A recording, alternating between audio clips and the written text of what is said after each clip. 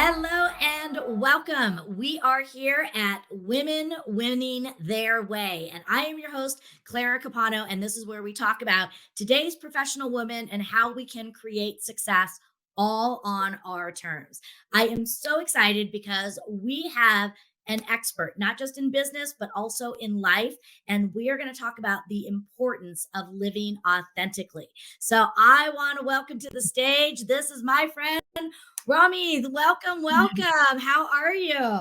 I'm wonderful. I'm so grateful to be here, grateful for us connecting and being able to just kind of get more involved in each other's lives. So thank you for inviting me on. Yes. So before we kick everything off, why don't you tell our viewers a little bit about you and who you are? Yeah, well, my name is Romi Imbelli. I'm a mother to my little girl, and I've done reality television. I've been a host. I'm a makeup artist, and about a year ago, I had an effort moment with my best friend Carla, and we started a podcast called The Effort Madres, and we got into life coaching and that's kind of my direction now is working more with identity coaching. I've had a pretty public life and I'm using a lot of my experiences right now in my 40s to Mhm. try and help other mamas. Yeah. And isn't it so powerful? This is something I talk a lot about when I speak and when I train is the power of sharing our stories. Yes. Because I think, that idea of vulnerability can be so powerful, not just for healing ourselves, but again, for tapping into others. Yeah, I think I always do a hashtag that is our stories matter because they matter. They help others by they They help our- do. they help us by sharing them and speaking them and saying them out loud, and then they help someone listening who who connects with it. So Absolutely. Our stories do matter big time.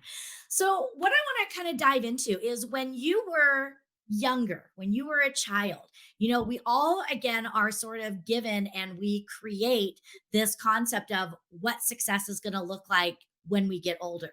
So, when mm. you were a kid, what did you think success was going to be for you? Oh, I was just having this conversation in a coaching session I was doing, and we were just talking about that little girl. And, I'm doing all this work around that little girl in me and all the dreams I had and everything I envisioned, and everything's like possible, right? Until life starts to happen.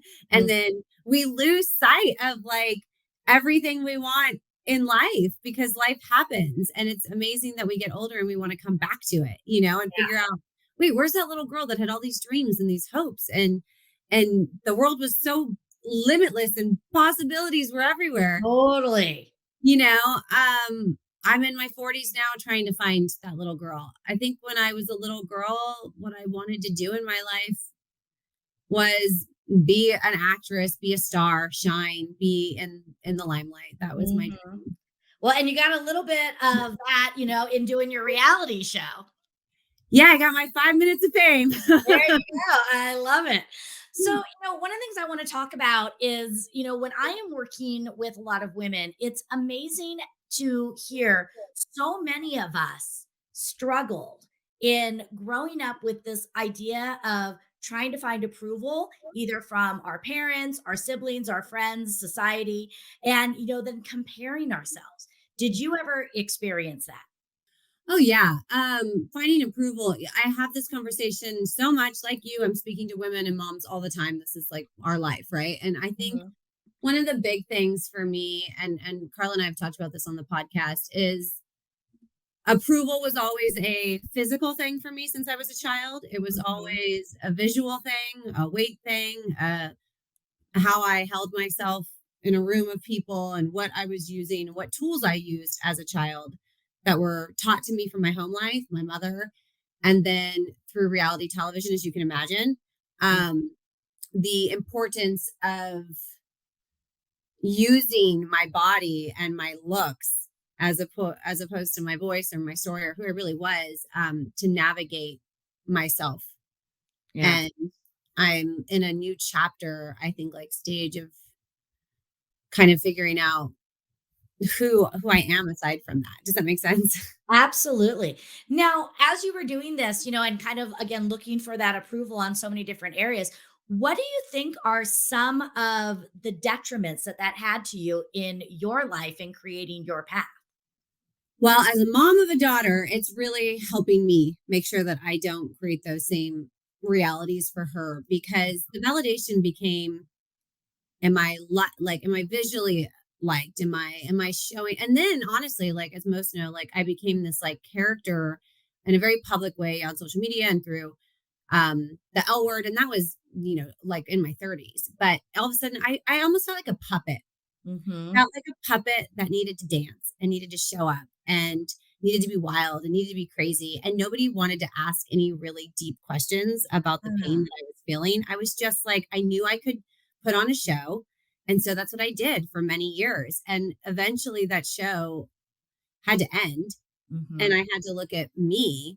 And that's been my new kind of season. And it's really hard. Um, and it went on for way too long. And the validation of, am I making people laugh? Am I making them feel sexy? Am I making people feel loved? Am I making people, like, feel good? Hmm. When in reality, I am not taking 1 minute to see if I feel good. Right. And that's so powerful because it sounds like, you put so much responsibility on yourself, but you also created this identity and thought that you had to be that identity, which, I think so many of us are not living authentically. 100%. I think so many of us fall into, as little girls or teenagers, whatever it may be, we fall into who we think we are supposed to be. And Hmm. we start to build these really unhealthy habits of how we show up for our partners and our parents and our friends. And we really don't take the time to figure out how we're showing up for ourselves. So true. So true. And as you say this, I'm just reflecting on my own life. And, I'm the youngest of four. And it was very clear that, for me, I had to fall into my lane. My oldest sister was an artist. So Mhm, that was her thing. My brother was kind of the party guy. That was his thing.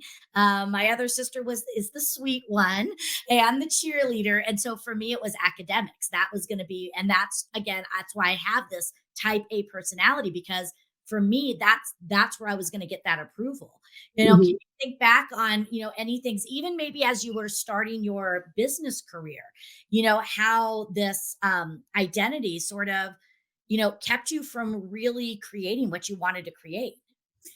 I mean, the reality is I'm in the process of creating it. I'm actually in the momentum, the movement of doing this. And I've talked about this as well with Carla on the podcast, is as as I've been doing the work and as I've been diving into who I am, what I want to do and what I'm capable of, I think a part of me felt like I didn't really believe in myself that I could be something more than what I have been showing up as. And so when we signed up for a coaching program, proving to myself that I could finish school, proving to myself that I could start my own business, that I could be my own business, that I could use my story, like we said at the beginning of this, to help other women, Mhm. right?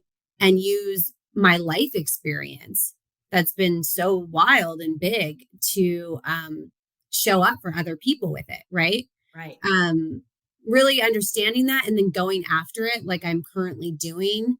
We've done the podcast for a year. We're almost finished with our coaching program. I'm doing coaching sessions right now with women, and that was to prove to myself that I didn't have those limitations and that I was more and that I had a lot more meaning to my life and to me. So, yeah, when I turned 40, as we've said on my, like I said, F it. And I was just like, what? There's no other time than now. Right. And that's so true. It's, we can hold on to that past. And one of the things that I always love to say is the past should be a place of reference, but not residency. Because again, we have to learn all of those. So let me ask you this because we still have those innate programs inside of us Mhm. and we're still challenged and we see other people, we have that comparisonitis. What are some of the best strategies that you use to help you stay authentic with who you are? I love this, and I know you have written about this as well. But accountability is really important. I think I finally realized that. I think that's why having coaches or therapy or friends, friends that you really choose in your life to hold you accountable. Mhm. Um, saying things out loud that I want to achieve holds me accountable. Yeah. Putting it out there holds me accountable. And taking little bits, I know we always say this, 10 minutes a day, Mhm. 5 minutes a day, whatever it is as a single mom who's working to put into myself Yeah. has really helped me. Yeah. So there's a lot I want to dive into on those items that you just talked about. First, let's talk about this idea of kind of getting support and getting accountability, Mhm. because those can look different, and sometimes the ones that we need accountability from are not always our best friends.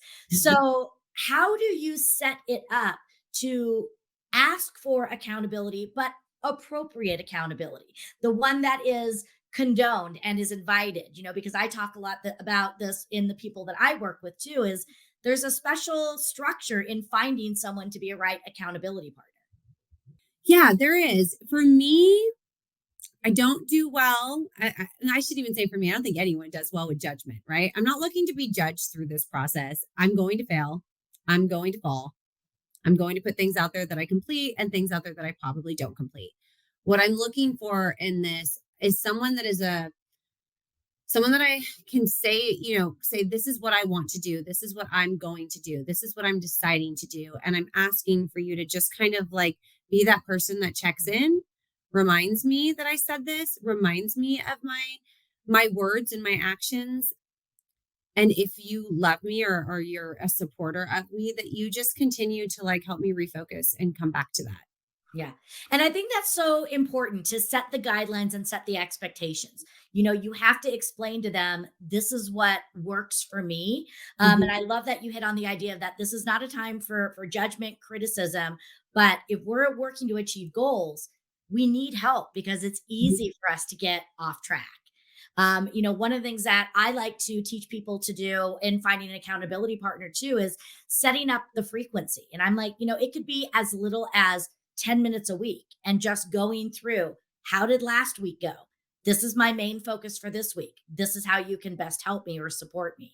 It doesn't have to be an hour a week. And then as you're learning, with your coaching program, and I certainly have seen too, is you do level up your accountability when you pay for it. You do. I mean, and I've been doing the coaching now, for the last year, and I even just, I had a session earlier today. I've had, been working with new people, and it's amazing how excited they are to. And yes, you're paying, so it's like I'm paying for this. I'm paying, and I trust you, and I have a relationship with you for you to hold me accountable. And sometimes, and I'm not saying this in any way to like promote or push life coaches, even though I think it's incredible. There's something about someone that's not in your circle, that's not a family member, that doesn't have preconceived ideas or judgments already, that's coming in fresh, that you're saying, it is worth it to me. This is my money. I care about myself. I am coming to you because these are my goals, and I would like for you to help me achieve them by holding me Absolutely. accountable. Yeah. It's important.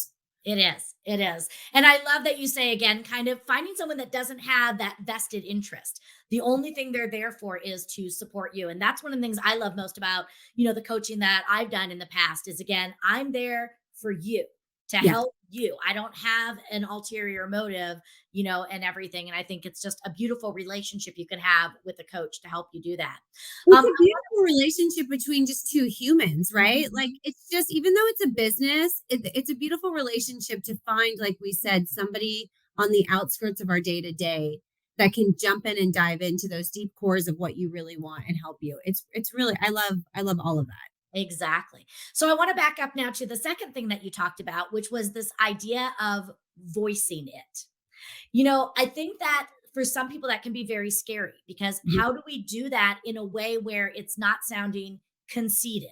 But I agree with you. And this is something that I struggled with and I work with people on too, is understanding that when you let your own light shine, it unconsciously encourages others to do the same thing. And there is a way to do it without being like, look at me, but coming from a place of, again, love. So talk to me about some of the ways or some of the, tips that maybe you can give people on appropriate ways to speak your truth and speak what you're looking for. Yeah, I have never really had a difficult time on my personal journey speaking my truth. Mhm. sometimes finding what that truth is for myself has been the journey. And Mhm. then I'm pretty vocal about it. But I think a lot of the women recently that I've spoken to, talking through it, creating space and dedicated time, again, with whoever that might be with, whether it's yourself, God, your coach, your therapist, whatever it is, spending time actually in your day or in your life to walk through these things. Take a breath, take a minute to stop Mhm. and figure it out what it is you even want to say. Right. Because we're so like trampled by like life and the day to day and the motherhood and the work and the survival that we don't even know how to stop sometimes and figure out what it is, if we had a voice, which we have, Mhm. what it wants to say. Yeah. And one of the things I think you do so beautifully is, I've been following you on Instagram, and your messages there are so full of truth and honesty and vulnerability. And I just think it really gives people a sense to get to know. But what I've noticed is I never feel like it's you trying to show off. Again, your voice is always about, this is what I've experienced, let me help you. Yeah, when I was on the reality show and I was sharing my life experience, I remember being like very, very judged that I wasn't showing up the way that they had wanted me to show up. And I remember my argument afterwards, and it stays with me and for anyone, was I'm not showing up to be a character. I was invited on to show up as me, and this is me. This is Mhm. my personal journey that I'm very open with. And I'm open with it because it helps me to be open and honest in my life. But I also see how important it is when I see other women speak their truth and their vulnerability and how much it helps me. And so I, when we're all walking around pretending, it's only hurting all of us because we all have stuff that we're dealing with: trauma, pain, childhood, image, career, motherhood. And I'm just over that space in my life. Mhm. Definitely. So true. Let me ask you about the reality show.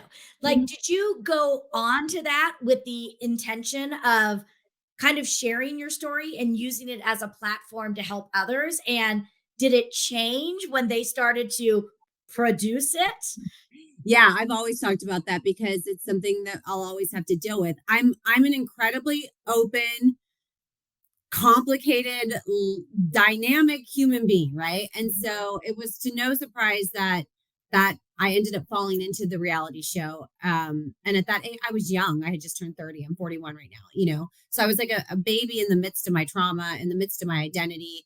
But I was very vocal and open and honest. And I really invited the audience and the cameras in. But again, I didn't understand editing. I didn't know a reality show. I had no idea what I thought. Oh, if I say this, then this is what it's going to look like. And then when it was done, I was like, oh no, I'm a character, and I'm edited to be a character, and my voice really is a little bit, my story is just not correct. And that took years to figure it out. And I think that's why this chapter has just been like, no, this is my voice. This is my podcast. This is mine and Carla's, but like, this is my story. And I have an opportunity, thank God, through social media the way it is today, to share it just as it is, because I had hoped that all the life I had gone through and that I was what I was dealing with during that time when it was being recorded, I really wanted to help other girls that were going through identity Mhm. challenges.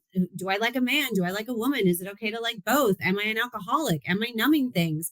Who am I in this world? And that was when I was being filmed, all of that was going on. And I think I took the hardest beating from that show because I gave so much and was edited so much, right? Right. Yeah. And so I'm just really learning to use my experiences because I do believe that God has given me this life. Mhm. And I would not imagine that He would give it to me and have it be as difficult as it's been if it wasn't in some way meant to be shared. Yeah.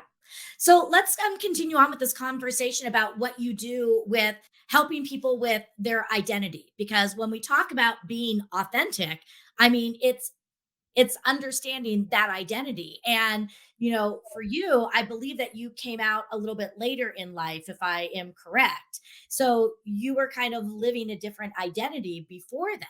So, how did those two lives, like, how was it before, when you were not living authentically, versus when you started to step into your truth? In terms of identity, um, I'm always evolving. That's just my character. I am always evolving and I'm not afraid to evolve. I'm not afraid to step into a new me. There's a lot of women in here. And sometimes one shows their, their face, Mhm. and sometimes another one does. And so throughout my life, I always just felt like all these different parts of me. And sometimes I would see other people afraid to evolve or afraid to go and visit those parts of them, but because I wasn't, it's almost like it was scaring people Mhm. because they can't do that for themselves. And I always encourage when I talk to women to like tap into that, like just tap into who you want to, and it can change. Yeah. It's okay for it to change. And Mhm. like, I wish that more of the world would give us permission and make it not crazy, but okay to tap into the different parts of ourselves at different stages of our lives. Absolutely. And I love what you said, is it's okay to change. Yeah. None of us are the same as we were. And I think we fight that so much. Whether, again, it's because our parents expected more from us, or our boss expected more, but that's part of it. And again, it always reminds me of that butterfly. The way that the butterfly becomes a butterfly is they have to evolve. And I really love that you said, don't be afraid to evolve. It's human. It is. It is. And these conversations, I think, so much of the growing up and the self-hate and the self-talk and the living for Mhm. other people is what half of our issues become when we're an adult, because we've spent so much time trying to show up, like we talked about at the beginning of this, in a light or in a way or in a reality that like fit the people around us without taking a minute to figure out who we are. I at one point didn't know I was bisexual. Then I thought I was a full lesbian because that had a good label and it felt like home, and these are my Mhm. people. And then I was like, wait, but I miss men. This was my youth. And if more people would have just been like, love whoever you want, figure it out. You don't need to be a part of any label. We got you on every area. I wouldn't have felt so, Mhm. where do I fit? And then in the time that I did the show, it was the time where it wasn't as open to Right. be that. But I've always followed my heart, and I've always allowed myself to maybe this season I'm this, or maybe this season I'm that. And like these are all parts of me, and I love all these parts of me. So when I do these sessions with, other like people, I'm just like I hear so many caged and locked into, and so much of it is from their parents, what they are supposed to be. And if you're coming and we're spending time together, that's what I care about, is breaking Yeah. down that wall that you've allowed to be created, and figuring out like who you want to be and being okay with it. Mhm. So, what do you think would be some tips? And obviously, I would love people to come to you since you're an expert in this field. But you mentioned the fact that so many are living in this cage. What would be some steps to maybe take to start the process of breaking out of that cage? I mean, I do think that like finding yourself a therapist or a life coach, finding somebody that is not in your circle that's a part of that cage, finding somebody outside of your bubble, Yeah. maybe somebody at your church, maybe somebody who's a counselor. There's so many places, but you have to take the action to reach out Hmm. and ask somebody specifically to spend that time with you so that you can start processing and and actually figuring out who you are. If you Absolutely. go to the same people that have helped create that bubble for you, you're not going to break out of it. No, exactly. And sometimes that bubble isn't safe. I'm working No. with someone right now, and they're going through a divorce, and that marriage has become such an identity for them. Yeah. And even though they know they're not living authentically, who am I if I'm not married? And what are So all common. friends going to think? And what is the church going to think? And all of these things. And it's just such a battle, and, encouraging them to, again, there is another way. Again, this doesn't have to be who you are. You can evolve, but it's very scary for several people. It is. And it's not scary for me. Mhm. It never I've been married, I've been divorced, I have three failed marriages. Okay.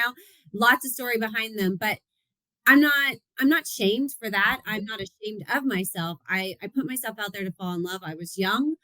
I would identify and fall into the identity of what that marriage was in those seasons. Was married in my 20s up into my 30s. And I know that fear for women. I know how we want to be portrayed. And like, we want the successful marriage, we want the family, we want everyone to see us in that way. But like, let's start normalizing, like, maybe it needs to end. And that's actually really healthy to acknowledge it than to not. Mhm. Exactly, and I mean, that's what I went through. I've been married twice, and, with Yeah. my second husband, who's the father of my son, it was, we're not being the best versions of ourselves. We can't live our truest selves. And, you know, trying to express that I'm doing this because I love you and I love myself, and understanding that it can be okay. It doesn't have to be the end, doesn't have to be the end. It isn't. I don't think it is at all. And my ex-husband is the father of my daughter, and we have a beautiful relationship. We Mhm, co-parent amazing, and I thank God every day for that and our daughter. I'm mhm, so grateful for what we have. And do I look at myself as a failure? No, because it's just life. Like, life just changes. It just mhm. we change. And I just my dream is just that, like, everyone gave more space for everyone to evolve and change and show up as their Yep. authentic self, even if it makes people around them uncomfortable. Mhm. Yeah, because again, it has to be with you. We can't worry so much about making them comfortable. That's their own journey. So, It's 100%. I think that's so important that you say that. Like, that's their journey if they're uncomfortable with who you are. That's yeah. not for us to fix or take care of or patch our lives up so that the people that we've now made our community feel Mhm. safe with us. Exactly. Yeah. So, what I want to dive into now is the third thing that you talked about, which was this idea of carving out at least just 10 minutes a day for yourself.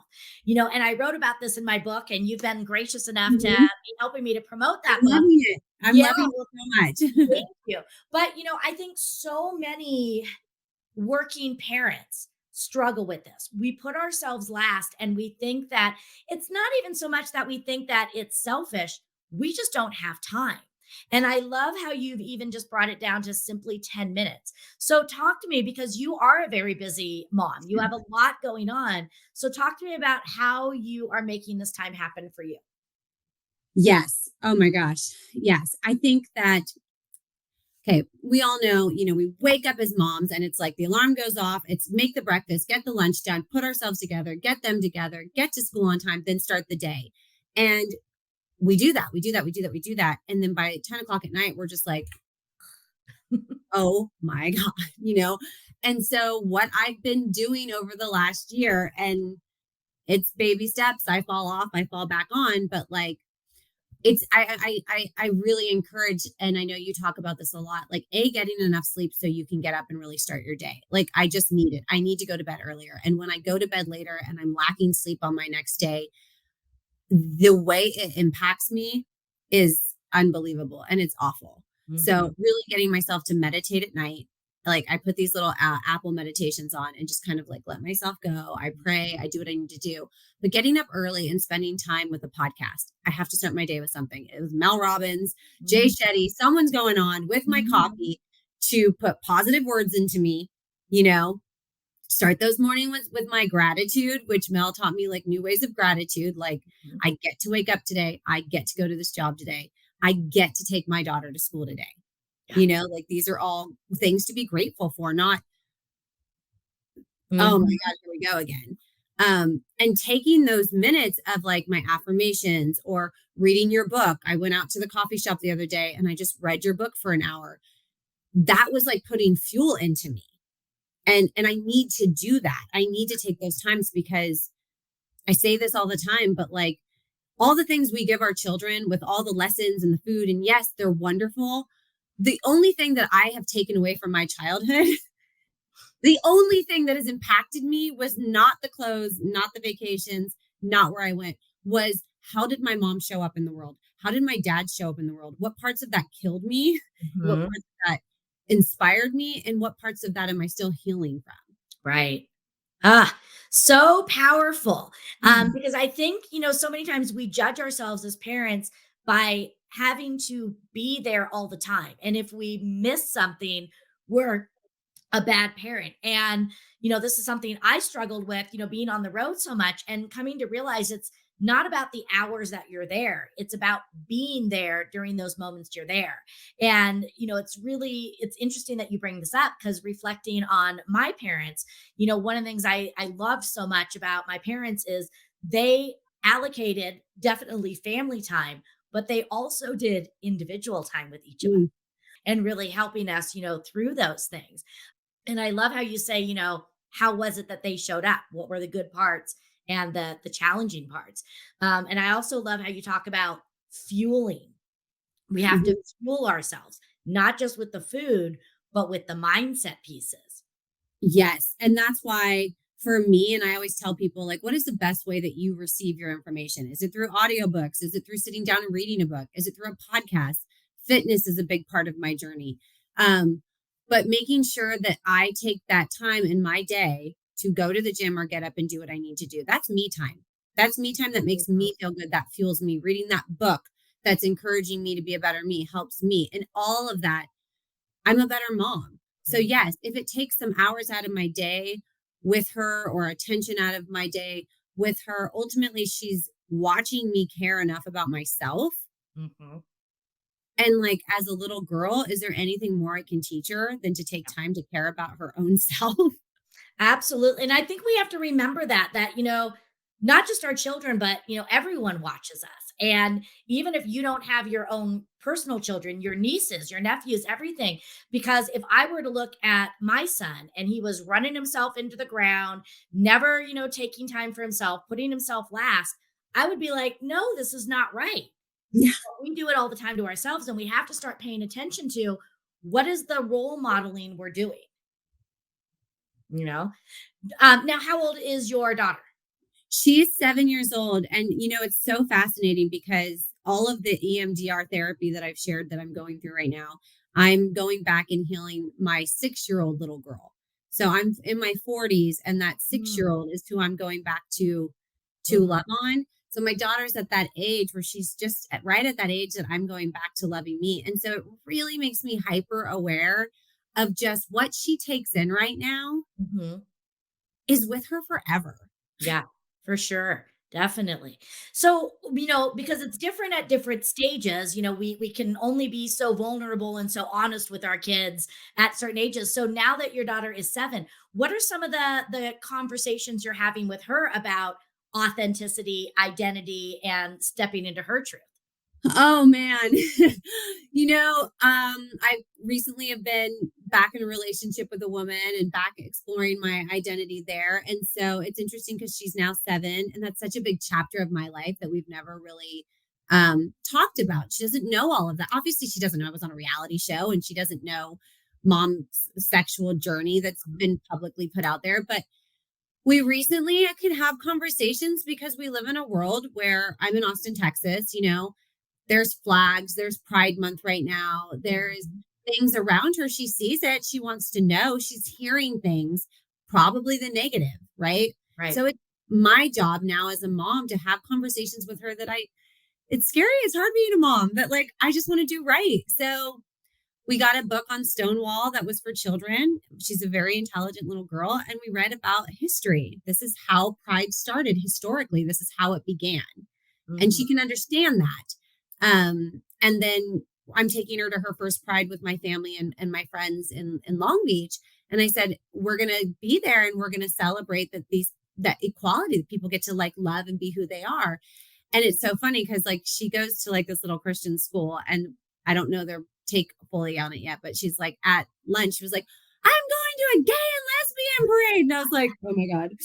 Oh my God. Like, I was like, here we go. Let the journey begin. Because by Mhm. me being authentic and real with her about what my beliefs are and who I am, she's now excited about all of this and sees the world in such a beautiful way and wants to have a rainbow flag. And I love it. But we're able to now start having conversations about people's identities and about Mhm. people being who they are. And whether she's ever in that category of being like the queer identity family or not, that's her journey. Just teaching her about it being okay to be who you are is Mhm. where those conversations are happening with her and I right now. And it's beautiful and I love it. I don't want to mess it up. I Yeah. probably will.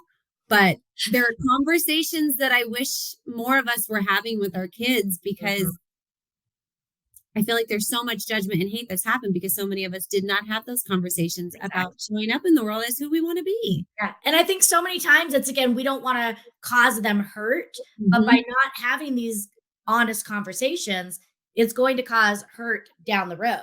And again, it's not trying to make them do one thing or the other, it's just No. having open dialogues. And I think that children are a lot more aware of things than we know. And I love how you made the comment of, I don't wanna mess it up, but I probably will. I always am like, your kid's going to therapy. It's just Yeah. a matter of how long do we need them to go for? Like how bad is it going to be? How much money are they going to spend? I mean, and Mhm. I am in no way. I had to go through that reality turning into a mother as well. That I wanted to be the perfect mom because I've just never been perfect in my life. And so when I became a mom, I was like, I want to be the perfect mom. And then Mhm. slowly into the journey, I was like, yeah, that's not going to happen. Yeah, That's not possible. So yeah. I'm going to You give know, myself. it was so interesting. A few months ago, I was working on something for my book, and I was talking to my son, and I was like, from your perspective as a child of a working mom, what do you think makes a good mom? And I was very surprised because it was not someone who makes cookies, Uh-huh. someone who keeps a clean house, someone who, buys me stuff. It was someone who listens to me, someone who encourages me, and it was so beautiful. And I think we judge ourselves. Oh my God, the house is a mess. What would somebody think? Oh, I'm going to be 5 minutes late. Oh, I have to stop at McDonald's and pick up dinner. I'm not making dinner. Mhm. And we judge ourselves so harshly when really they don't care about that stuff. No, They they just want don't. mom. So That's so it. It's like last night. I'm a single mom and I work 1,000 jobs. And Mhm, on top of making time, like we talked about, to give myself some self love, show up for her, show up for me, show up for in all the areas in life in which I get to show up for. Right. But last night I was having one of those meltdowns about work, stress, money, finances. It's the reality of being a right? single mom. It's a lot. It's a lot. And I broke down last night and I remember trying to like keep it together because like I'd just gotten her back from her dad's. It was our first night together. I don't want her to see me in this stress mode. I just want to enjoy her. And like she was kind of having a difficult night because she needed me and she missed me. And I'm sitting there like no one knows the tools or skills it takes to be able to show up as a mother, also trying to show up for yourself while you're going through pain and all you want to do is scream, but your kid also needs you. And then I'm crying and it's that permission to say, I had to look at her and say, I hope you know, honey, like mommy's not mad at you. Mommy Mhm, is not. And she goes, am I like, am I bothering you? And I was like, no. I said, mommy's really struggling with work right now. mhm. And this has nothing to do with you. I love you. I had to like reassure. So she was like, it's okay that mommy's struggling. I'm Yeah, owning it. I'm not ignoring that I'm struggling because it's very clear, you know, and letting her know what it was in regards to. And yeah. she knows I work really hard and she knows that I am doing this by myself. So it's Mhm. just honest conversations. Yeah, for sure. And I think it's important that they do see the struggle because they're going to struggle too. And Yeah. it's just part of life. Yeah.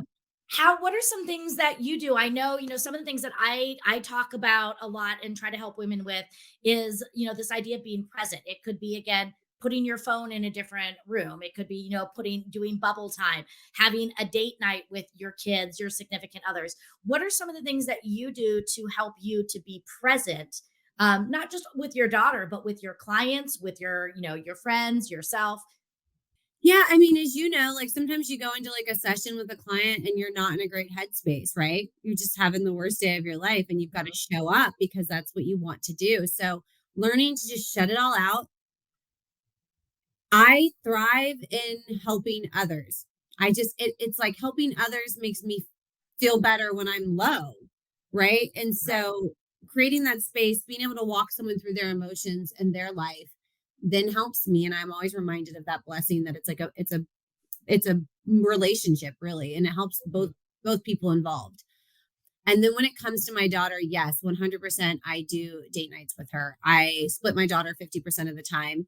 Mhm. So 50% of the time I'm go, go, go, go, go, you know, and I really use that time for myself and to get things going. And then that time that I have with her, that's our time.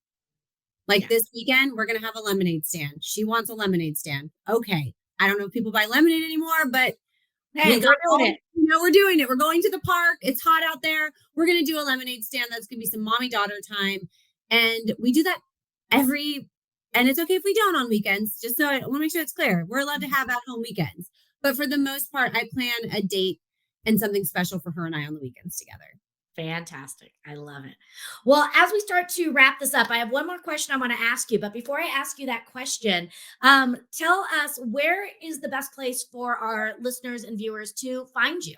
I'm going to put up again. We have your link here for like your Instagram, which I know you're very, very vocal on, Very but are there active other on places? Instagram. Yeah, you can go to my Madre Romi Instagram, and my link tree is in there that has my Safe Haven Life Coach. That's where you can book with me to do a session, and we can do some coaching together. And I do makeup for Bonita Brides. That link is on there as well. I'm a makeup artist. I'm a mother with a lot of jobs. And then the F at Madres is the podcast that I do with my best friend Carla.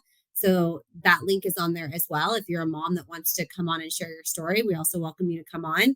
Um, and all of the links to view that, watch that is on there as well. I'm working on my new website, which is Madre Romi, and that'll be coming up soon. But you can get it all from my Instagram. I love it. Fantastic. Mhm. Well, as we work on closing this out, now that you're sitting here in your 40s, let's go back to this idea of defining success on our terms. What does success mean to you today? Yeah, great question.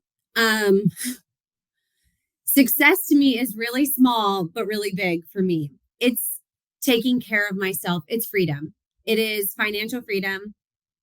There's no big mansion on the roof. It's just knowing that I am doing something that I love and that I'm making enough money to provide the life that I need for my daughter and I by doing something that I Fantastic. love. Well, Romy, thank you so much for being here. I have loved getting to know you. I appreciate everything that you're doing to bring love, understanding, and acceptance into this world, because I know that right now more than ever, people are struggling, and to be able to create a safe haven again Mhm. for people to speak their truth and guide them is just truly beautiful. And I appreciate everything that you are doing. Thank you. I appreciate you too. I really do. And your book, I'm loving it. I just appreciate all the words and powers you're giving women, and so grateful as well. Beautiful. Well, thank you so much. And thank you to all of you for joining us today on Women Winning Their Way, where we talk all about, again, the importance of creating success all on our terms. So I wish you love, happiness, success, and I encourage you to do everything possible to create that harmony between your work and your life. I'm Clara Capano, and I'll see you next time.